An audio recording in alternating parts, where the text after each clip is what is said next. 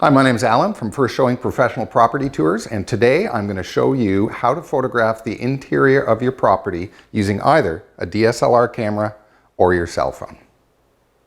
Starting with the DSLR first. For your settings, make sure that it's set on full automatic program mode. You also want your autofocus to be engaged on your lens, and you also want to set your ISO to auto. If you have any troubles with this, do a quick Google search and it'll tell you how to do it for your camera.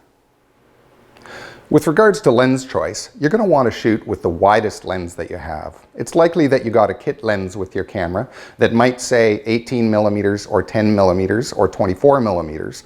Either of those will be fine. Just make sure when you're shooting that you always have it zoomed open as wide as you can. So, composition with the DSLR. You want the camera to be at about chest height, so it's likely that you're going to have to bend down a little bit. Instead of pointing the camera straight ahead where we'll see too much ceiling, you want to tilt down a little bit so that we see more of the room.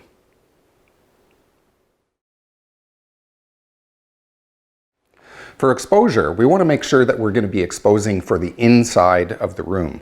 So if you're taking a picture of a room that happens to have a bright window on one end, then it's likely that your camera is going to underexpose for the inside as it tries to compensate for the bright window on the other side. If that's the case, what you want to do to change the exposure is you want to do a manual adjustment using exposure compensation for your camera.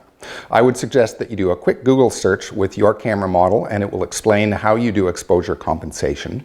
In this case, the camera that I use, I just twist this little dial here and I can manually increase the amount of exposure that I do. So do a quick Google search and find out how to do exposure compensation for your camera.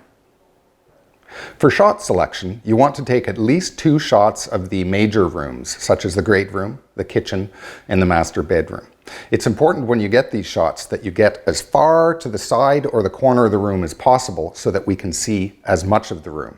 So if I was taking a shot of this room, I wouldn't take a shot right here.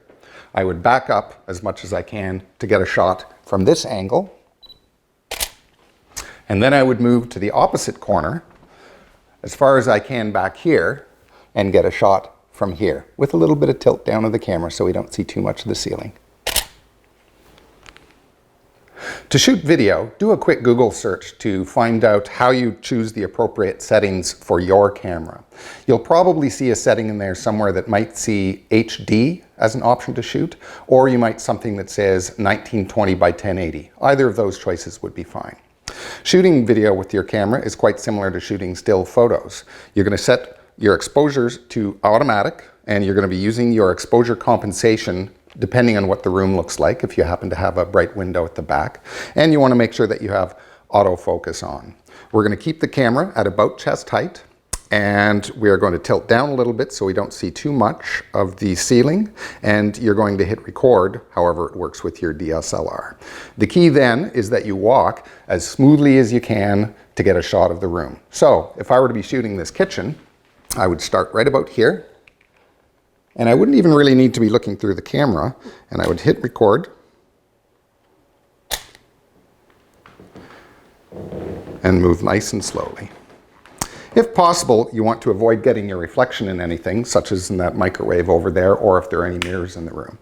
Once you get that shot, you again go over to the opposite corner, frame up a little bit, hit record, and start doing your walk as smoothly as you can.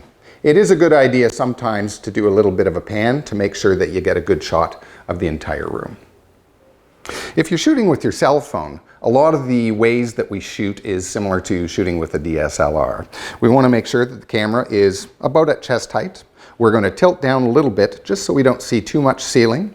And for exposure, you'll find that it will probably be a lot easier because on your cell phone, all you have to do is tap on your screen where you want the exposure to be and it will automatically adjust. So because we're shooting interiors, you would set up your camera shot and you would touch in the inside of the room and exposure should adjust accordingly. When you're shooting video, it's similar as we were doing before. We want to make sure that we tap on the screen the area that we want to expose.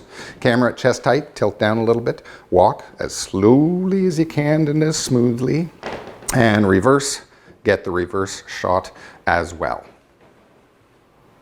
Thank you for taking a look at this video. Good luck shooting the interior of your property. Take a look below this video and it'll have a little bit more information on how you can get the files to me. Once we receive the files, our editors will take it from there.